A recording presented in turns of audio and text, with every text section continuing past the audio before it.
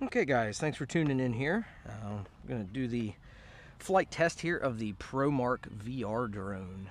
It's a nice little quadcopter you can pick up at Walmart, things like that. So let's get right into it. First things first, we're going to turn it on. You see the lights start here. And we're going to wait for the Wi-Fi to kick on.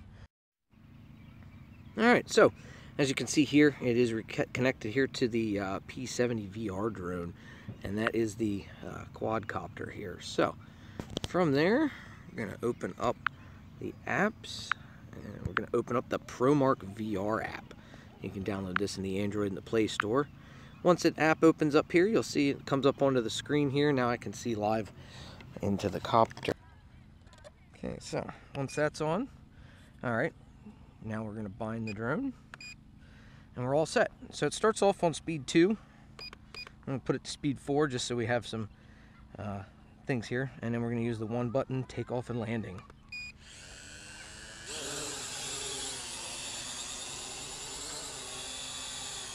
Alright, so as you can see here, it doesn't drift too bad. There's no wind today.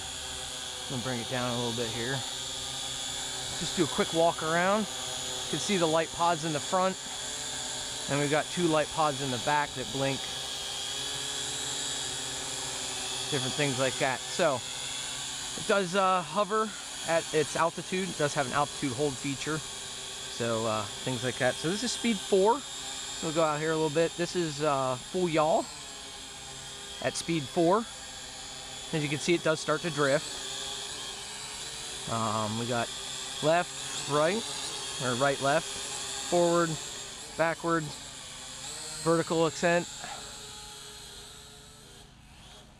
full throttle down, things like that. I'm going to start recording the video.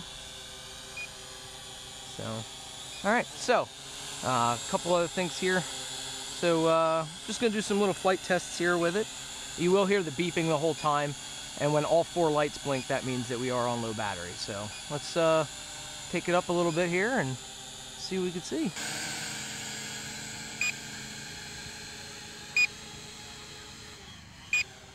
Alright, so I'm going to pan the camera down a little bit. You have to manually pan the camera. It only goes up or down, doesn't have any stabilization or anything like that. So I'm just going to fly this way. Turn around. Full throttle this way. So as you can see, it's pretty quick. And this is speed 4. That's no more throttle control, so it's just going to drift.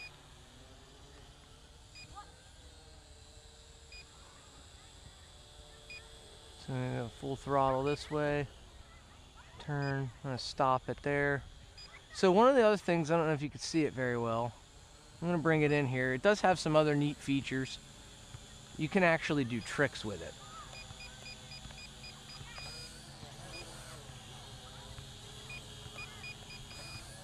You can do side flips, front flips, back flips, different things like that. I haven't been able to successfully get a full 360-degree flip, but you can do it. So it does have about an 800-foot range. So if we fly straight out here,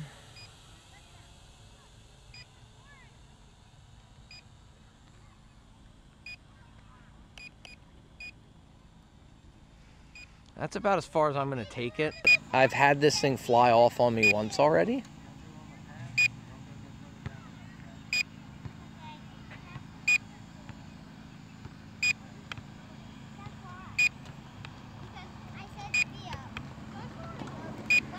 What is it doing? It's like ignoring my... There we go. So here we go, coming back towards... I don't know if you could see it out there. It was just spinning. It wasn't actually responding to my inputs. So we got right, left.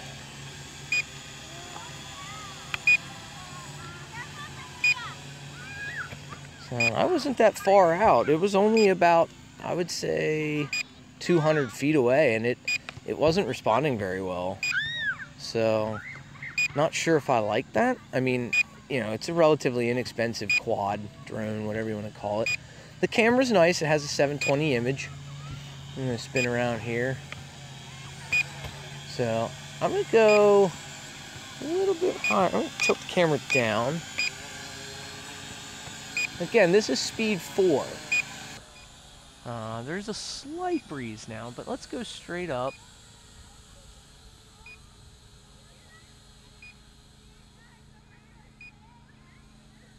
I'm about 100 feet up.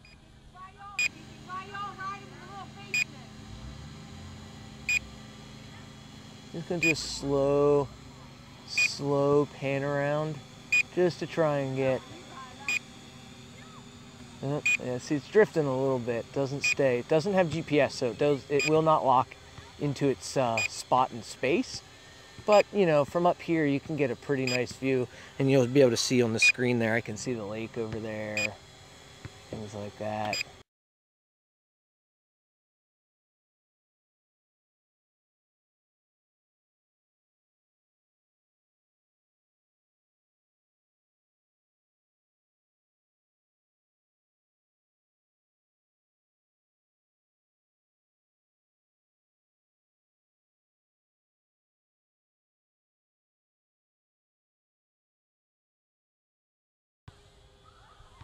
So now it does have a headless mode, which is nice. I'm going to bring it down here. So this is full throttle down. I don't know why it's doing that weird twist. It must have got some odd inputs from the... I must have had my finger to the side. So I'm going to bring it down here, show you the one-touch landing. Let's see here. So if I'm ready to land, all I got to do is hit the one-touch landing button, and it drops the speed down. And then as soon as it touches down, it turns off. So if we push this button here, this takes us into headless mode. So now the direction of the quad is straight that way. So the nice thing about headless mode is that once you go up, so as before, if I turn the camera this way and hit forward, the drone would go to the right. So now the drone is only going to go forward away from me and back from me, regardless of the direction of the camera. So if I turn the camera this way, now that's forward, this is backwards. However, if I turn the camera this way, that's forward, that's backwards.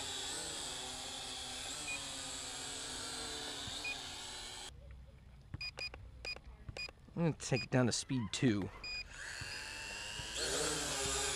Alright, so this is speed 2. That's full forward. Okay. This is full back.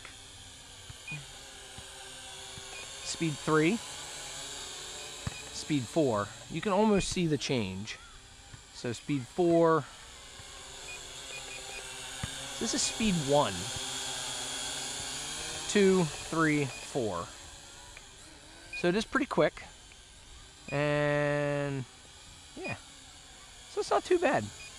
On a nice day like today, I definitely would say this is a great quad to have. Because you do get that nice image here. You can pan the camera up, and you can pan up to 75 degrees down. Okay. So with it panned around, you can get a nice view of the park or wherever you're flying. And each little increment it's kind of hard to tell because I have to keep making the minor adjustments. But, so push the button once, that's up a little bit more, and so on and so forth. So now you can see a little bit more around you. So with that in mind, once you come up to a nice height, you can look around and see everything around you. The battery is about 16 minutes of flight time. Not sure how long we've been flying now, but as you can see on the light cups, not all 4 of my lights are flashing, so the battery is not low just yet.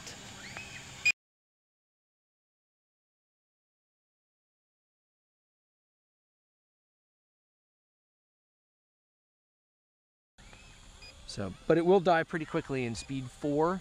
Averages about 15 minutes of flight. I think I've gotten about 10 in speed 4. And on very windy days, you're going to fight the wind a lot more. So let's just go out here a little bit more again.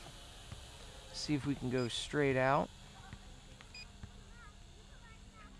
I'm going to let off right there. Okay. You can kind of see we're almost to the end of the park. A little yaw in a circle here, nice and slow. Alright, now it should be facing me. So it does have a little bit of a delay in the input the farther you get away. It does run on Wi-Fi, so it is running on a 2.4 gigahertz channel, so you want to make sure that you don't have a lot of Wi-Fi interference in the area, things like that, because the last thing you want to do is to have it lose signal completely and then fly away from you. It does tend to get blown around in the wind very easily. I am not doing any inputs right now, as you can see, and it is drifting slightly. So there are trim features here and here, but I haven't really been able to get them to really make the adjustments to get it rock solid, which is one of the things that you're going to fight when you find yourself not using a GPS drone, because it doesn't have anything to lock it within its space. It just simply needs the gravity/barometer sensor to tell it exactly what altitude it's at, because if I drop it and let off the stick, it locks into that altitude. And so all in all, I'd say on a nice calm day like today, it's a very nice quad to have. You can get some pretty nice images if you don't mind the fact that it doesn't have any sort of stabilization characteristics or anything like that. You just have to remember that there is no low battery indicator. The beeping you're hearing is the fact that I'm recording. All in all, I'd say this is a pretty good flight test. Again, just some of the other things here. Now I'm a little closer.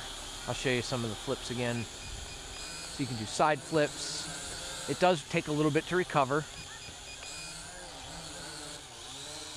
Ah, there they are. So there you go. So see how all 4 lights are flashing? This is my indicator that I have a low battery. So the easiest way is, once you have it done, hit that one touch landing, and then it's simply gonna shut off when it hits the ground. So that's pretty much it. You know, for a little $150 quadcopter, this thing really doesn't have all that bad of an issue, as long as it's a nice calm day. So to turn it off, all you gotta do is just press and hold the button until the lights turn off, and that's pretty much it. So all in all, I'd say that was a pretty solid flight test. Hopefully you guys get something out of it, and I'll try and put some more information into the description and things like that, and go from there. So that's pretty much going to do it for right now. If you like it, you can always pick one up at Walmart. They are $150. Again, I don't recommend flying them on days where it's very windy.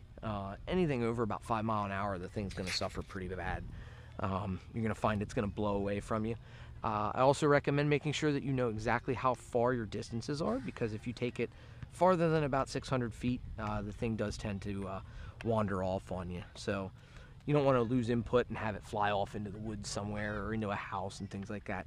And always remember that any drone over 0.55 pounds, so this guy right here weighs 1.2 pounds, does have to be registered, and you can do that there online on the FAA's website. So if you guys have any questions, leave them in the comments below. I'll try to respond to them, and hope you enjoyed. Tune in next time.